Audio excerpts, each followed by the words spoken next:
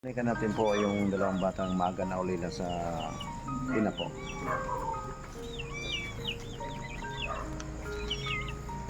Kamusta? Nag-aaral kayo? Kabit ko itong mic ha. Ay, kabit.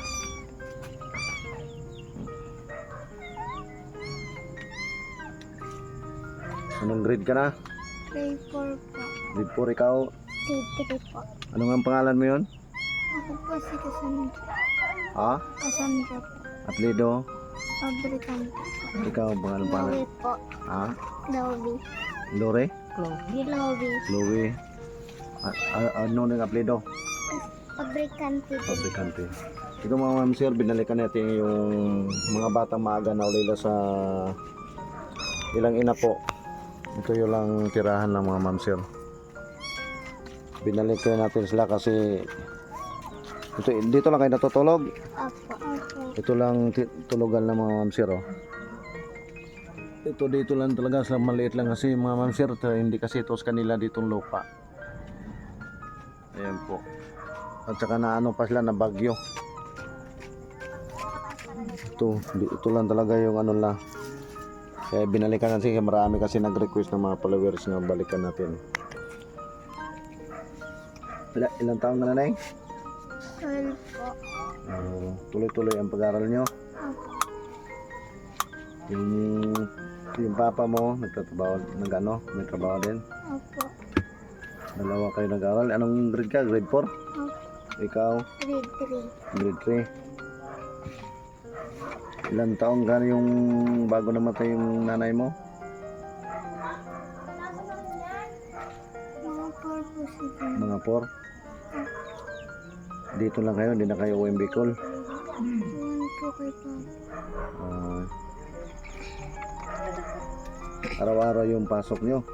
Hindi po kami nakapasok na wala pa po kasi kami yun. Wala pa hanggang ngayon, wala kayong uniform? Bibilan po kasi. Noy! Wala pa to lang yung uniform, Noy? Baka po sa Sabado bukas na lang. Di. Ano bang ano na uniform na? Pati mga gamit mayroon na sila? Gamit po meron na po isa.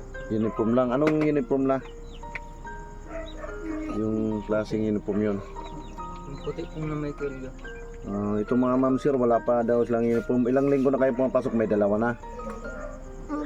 Pero wala pa kayo uniform. Kayong dalawa. Wala pa po. Pumapasok lang kayo nakadamit. Hindi po.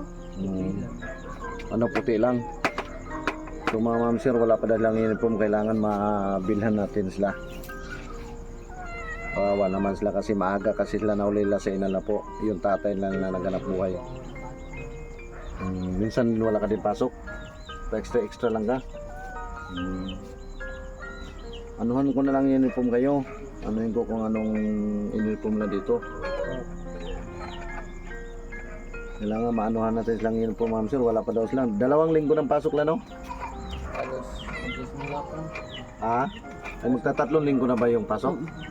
Tapos wala pa kayo uniform. Pero yung mga bag na, Meron po. mayroon na mga panggamit sa mga papel, ballpen. Meron po. Uniform lang wala. Sige, kaya ano natin, gawa natin paraan magkaroon kayo uniform. Manalangin lang tayo lagi sa Panginoon ha. Puro araw-araw kayo pumapasok. Opo. Wala silang absent araw-araw. Meron po. Minsan meron. Bakit na uma-absent kayo? Walang baon? Hindi naman po. Bukas yung boses mo. Wala kayong ano? O Minsan wala po susutin. walang susutin? Kasi minsan gabi na po kasi. Kailangan uniform ano, bawat isa sa inyo ano, dalawa kundi 3, no? Ito mga ma'am sir, wala pa pala silang uniform po. Ano yung klase uniform nyo sa school? Sa grade 4? Halos parehas lang naman po. Alas 4 pareho lang, pati doon sa amin.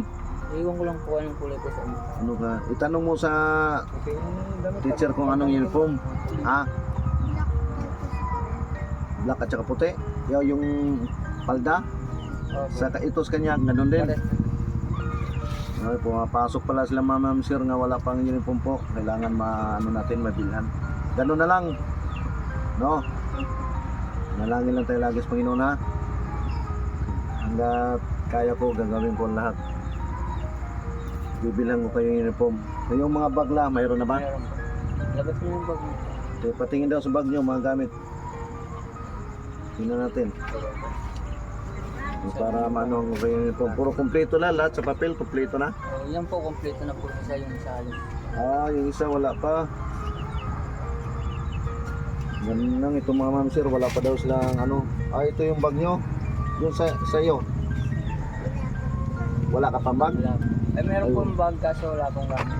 Wala pa palang bag si ma'am sir. Ito yung gamit mo lang. Yan po sa panganay. Ito yung bag sa panganay ma'am sir. Oh. Talagang wala pa daw silang uniform kasi dahil sa hirap ng buhay po.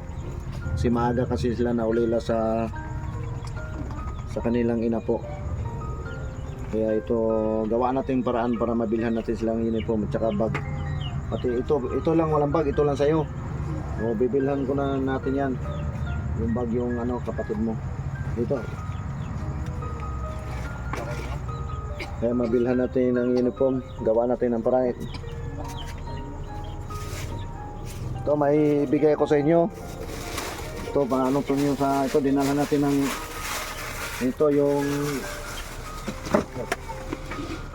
ganun. Ito may mga sabong shampoo na kayo para hindi na nyo kailangan bibilhin pa. Binila natin lang ma'am sir para hindi na lang kahit paano makatulong tayo kahit hindi ka na kalakihan. Ito yan, may mga Milo. Ito may gatas para mainom nyo tuwing umaga. Ito biskuit, pwede nyo kainin niya. Ito binilhan din natin sila ng mandilat ha. Ayan po.